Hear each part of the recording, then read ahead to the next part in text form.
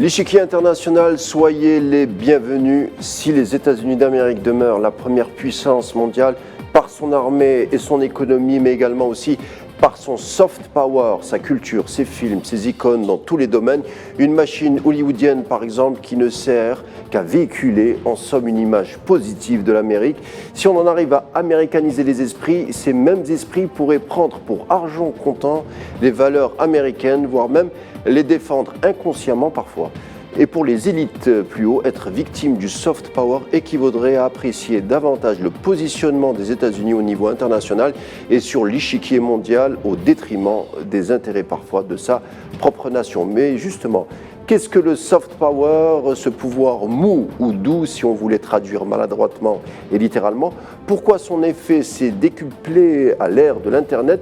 Qui sont ses principales figures, ses plateformes, ses exécutions et ses réalisations?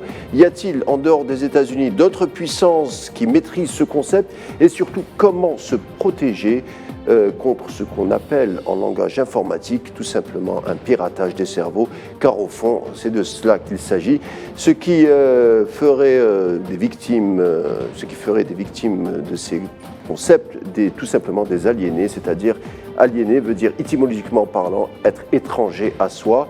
Ibn Khaldoun et Malik Ben Nabi, Sun Tzu ont déjà dessiné jadis ces attaques cognitives qui se servent finalement au contrôle des individus. On va essayer d'en savoir plus avec nos deux spécialistes de la question du jour dans un instant.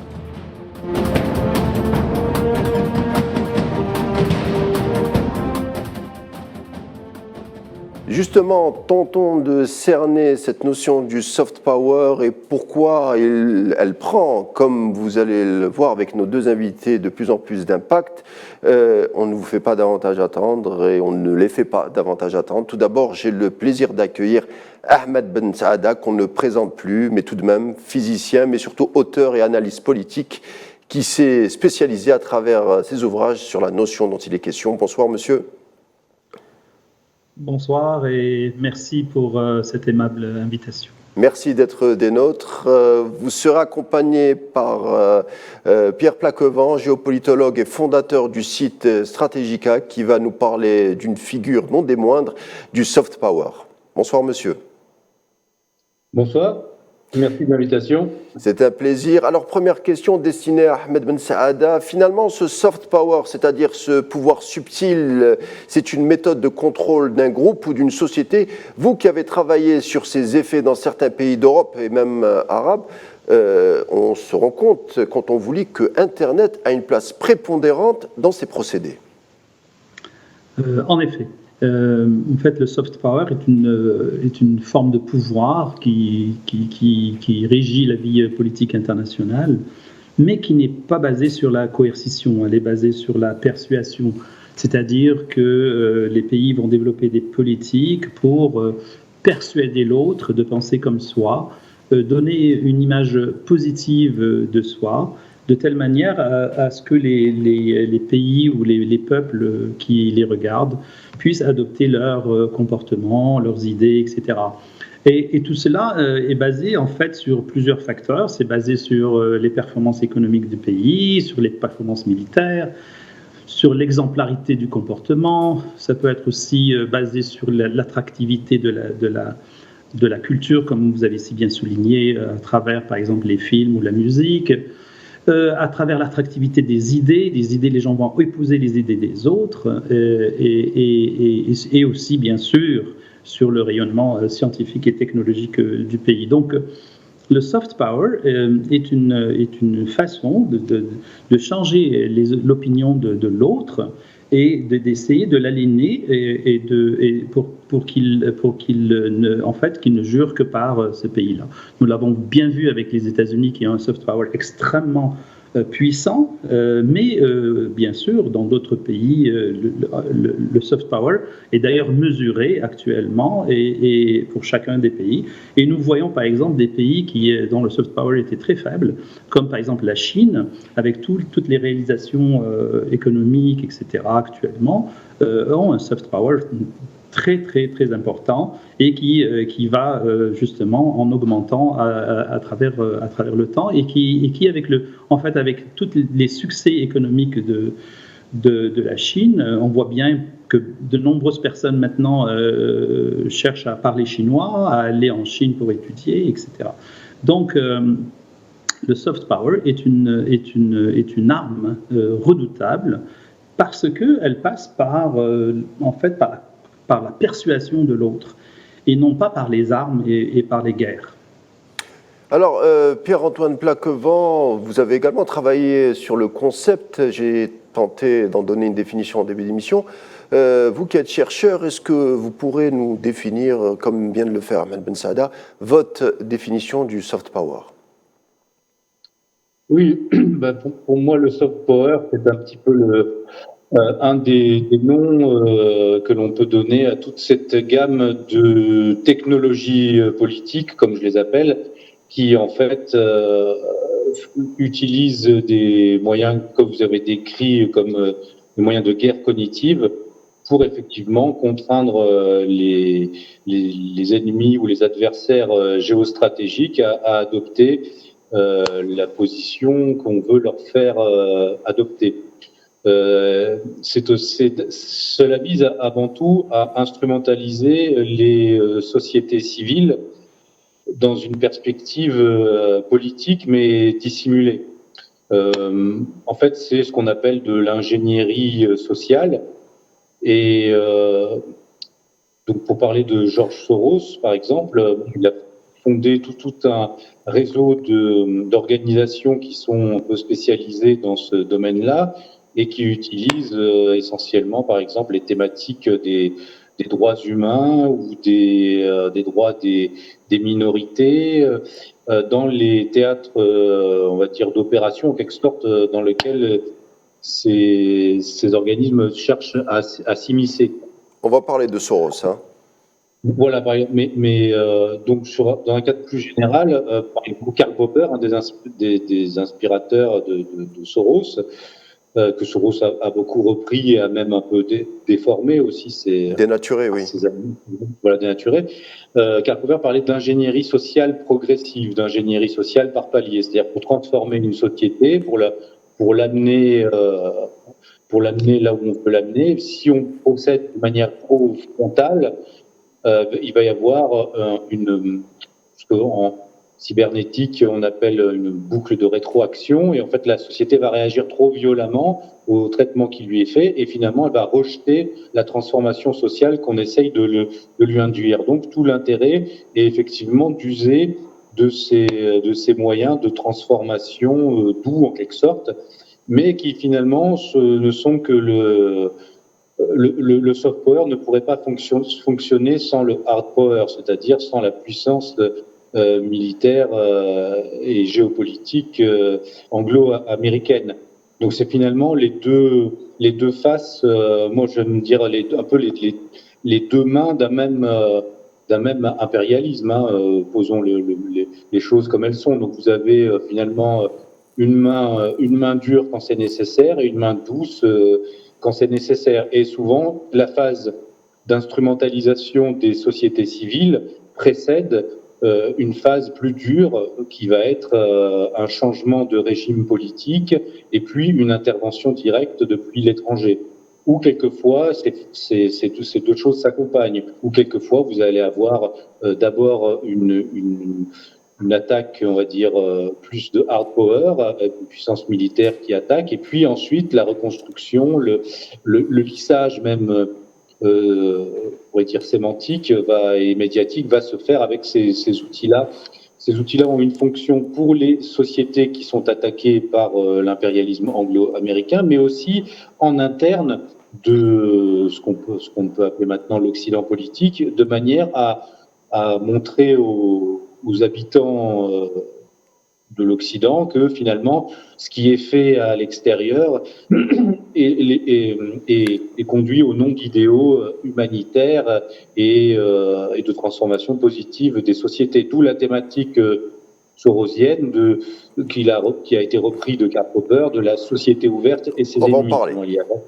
Voilà, la société ouverte et puis les ennemis de la société ouverte. Donc il y a le libéralisme politique d'un côté qui est juste, et puis les régimes autoritaires qui sont mauvais de l'autre. Donc avec cette dialectique assez binaire on arrive à avancer. Ceci dit, les moyens sont de plus en plus repérés en quelque sorte, et sur certains théâtres d'opération, ils deviennent plus difficiles à employer. D'accord. Ahmed Ben Salah, c'est intéressant de ce que vient de dire Pierre-Antoine Plaquevent. Donc, ce soft power est une arme, et on sait que les États-Unis sont maîtres en utilisant ce concept. Donc, en fait, on est pour les États-Unis en temps de guerre, et toute société autre est considérée comme une cible, voire un ennemi. Effectivement, pour protéger son hégémonie, en fait, les États-Unis et disons l'Occident en général tend à être continuellement en guerre, et l'histoire des États-Unis nous l'a montré. Je voulais juste ajouter un point que j'ai oublié, c'est que en fait le soft power est apparu, en fait, il a été schématisé et théorisé par le professeur Joseph Nye dans les années 90, donc début des années 90, qui correspond en fait aussi à l'apparition du concept de guerre de quatrième génération, et qui correspond en fait aussi à la montée du néolibéralisme tel que prôné par Reagan et Thatcher. Donc tout ce bouillonnement d'idées est apparu donc pour guider cette politique de néolibéralisme qui a mené à la mondialisation, etc. Donc c'est clair que avec l'arrivée de l'Internet et des réseaux sociaux, la guerre de quatrième génération a pris une ampleur inédite dans la mesure où l'information est devenue arsenalisée, c'est une arme, et on peut jouer là-dessus. Donc on peut jouer sur les idées, on peut les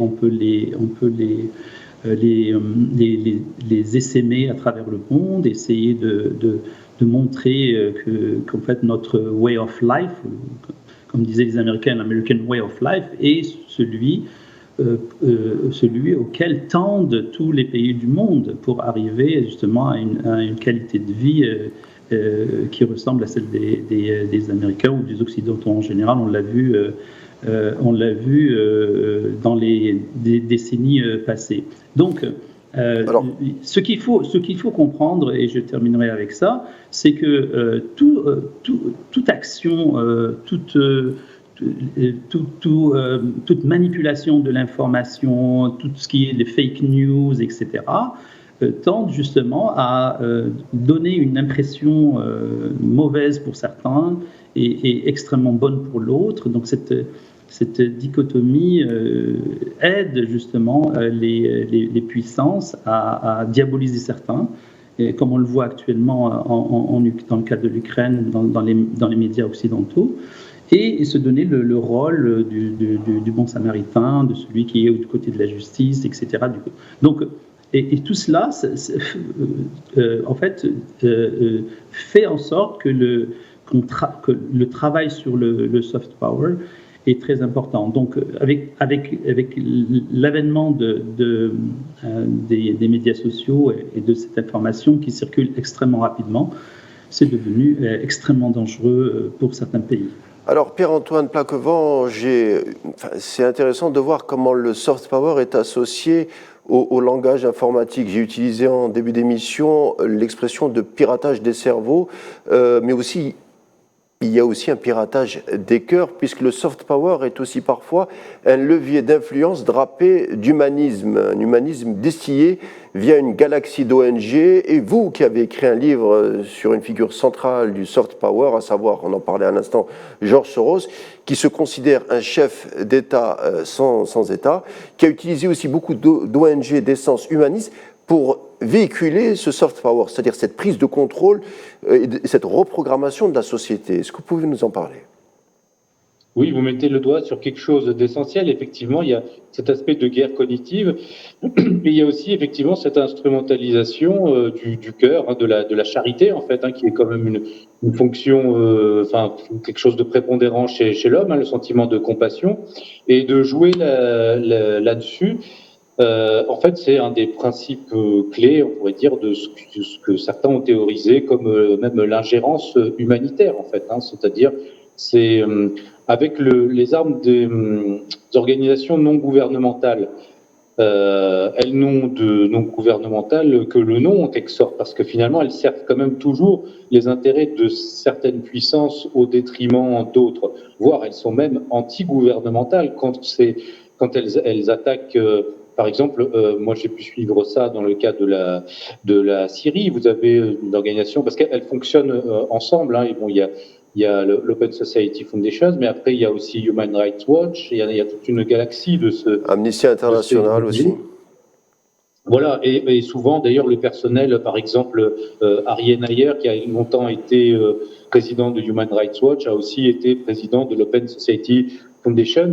Donc c'est tout un milieu en quelque sorte qui sait employer ces outils-là. Et par exemple, voilà, pour la guerre en Syrie, on a bien vu toutes les étapes en quelque sorte. D'abord la criminalisation d'un régime à l'étranger, puis l'immixtion, le soutien. Par exemple, vous pouvez avoir dans tous les régimes, vous pouvez avoir une opposition qui peut d'ailleurs souvent être légitime avec des mouvements de révolte ou d'opposition. Eh bien, là, il s'agit pour ces agents d'influence de s'immiscer dans ces processus, d'identifier les personnes qui pourraient être utilisées comme des leviers d'action, et puis tout simplement de soudoyer ces personnes et de s'en servir comme levier d'influence, là, dans un cadre géopolitique plus global. Et justement, on va voir quelques exemples de ces ONG qui sont, c'est pas des ONG, en fait, c'est des multinationales, des géantes, elles sont très puissantes. Ahmed Ben Saada, par exemple, vous avez étudié, vous, l'Open Society et la NED, c'est The New Endowment for Democracy, que vous avez bien diagnostiqué dans vos livres, qui recrute une armée d'internautes et de militants sur le terrain lors de périodes de troubles, c'est-à-dire lors de manifestations ou lors de crises politiques. Est-ce que ces militants savent de quoi il en retourne ou sont juste, entre guillemets, pardon pour l'expression, mais les dindons de la farce?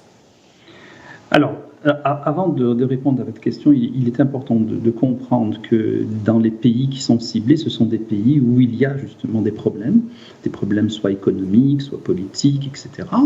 Et donc,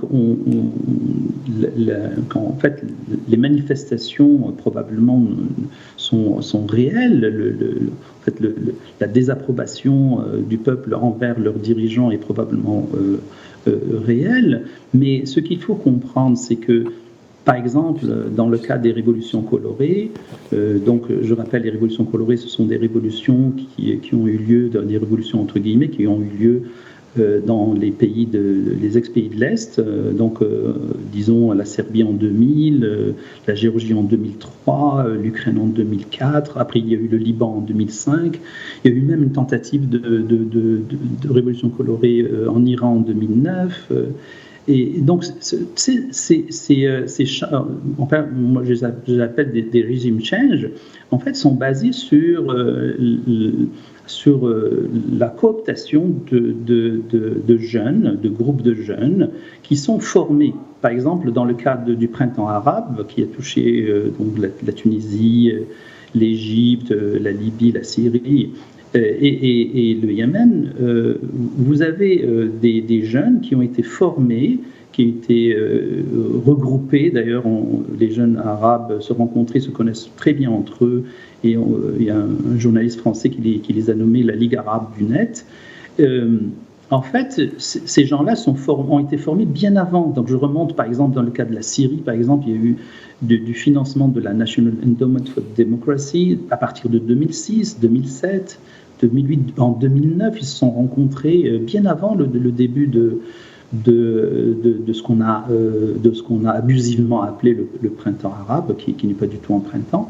Et donc ces jeunes-là sont formés selon une théorie, la théorie de la non-violence, de la protestation non-violente, qui a été théorisée par le philosophe américain Gene Sharp, et qui a été par la suite véhiculée par le groupe qui a réussi sa révolution en fait en Serbie, qui s'appelle Otpor. Otpor a créé donc un centre de formation qu'il a appelé Canvas, et à partir de cela, Canvas a été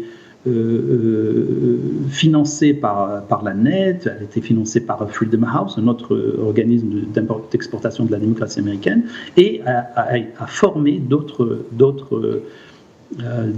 dissidents dans d'autres pays. Et dans mes recherches, j'ai montré en fait que dans les pays arabes, ce sont les mêmes organismes d'exploitation de la démocratie qui ont formé justement ce que j'appelais les cyberactivistes arabes à travers donc l'USAID, à travers la NED. La NED aussi a des satellites qui s'appellent l'IRI, International Republican Institute, le NDI, National Democratic Institute. Toute une toile. Et toute une toile. Il y a même, j'ai parlé aussi par exemple du POMED, j'ai parlé du MEPI. Il y a